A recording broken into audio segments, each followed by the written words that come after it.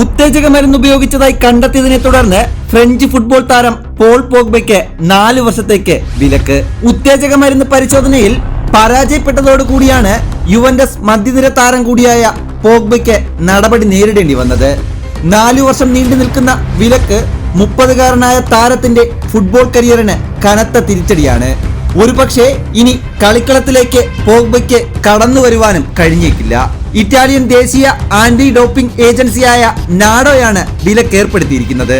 ഉത്തേജക മരുന്ന് പരിശോധനയുടെ ആദ്യഘട്ടത്തിൽ പരാജയപ്പെട്ട സെപ്റ്റംബറിൽ താരത്തെ സസ്പെൻഡ് ചെയ്തിരുന്നു.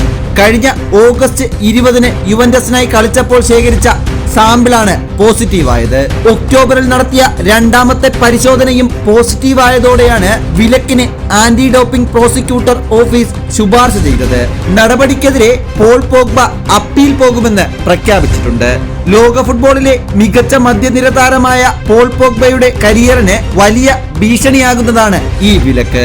യുവന്റസിൽ നിന്നും ഇംഗ്ലീഷ് ക്ലബ്ബ് മാഞ്ചസ്റ്റർ യുണൈറ്റഡിലേക്ക് 2016-ൽ റെക്കോർഡ് തുകയ്ക്കാണ് താരത്തെ എത്തിച്ചത്. പിന്നീട് യുവന്റസിലേക്ക് തന്നെ തിരികെ എത്തി. കഴിഞ്ഞ 2 സീസണുകളിൽ പരിക്ക് താരത്തെ കാര്യമായി വേട്ടയാടിയിരുന്നു. അധികം മത്സരങ്ങളിൽ ഈ സമയം കളിക്കാനുമായിരുന്നില്ല.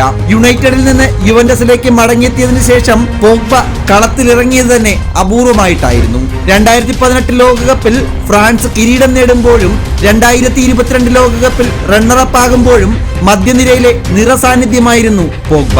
ഫ്രാൻസിന്റെ വിവിധ പ്രായപരിധി ടീമുകളിൽ കളിച്ചിട്ടുണ്ട്. ഫ്രാൻസിന്റെ സീനിയർ ടീമിനായി 91 മത്സരം കളിച്ച താരം 11 ഗോളുകളും സ്വന്തമാക്കി.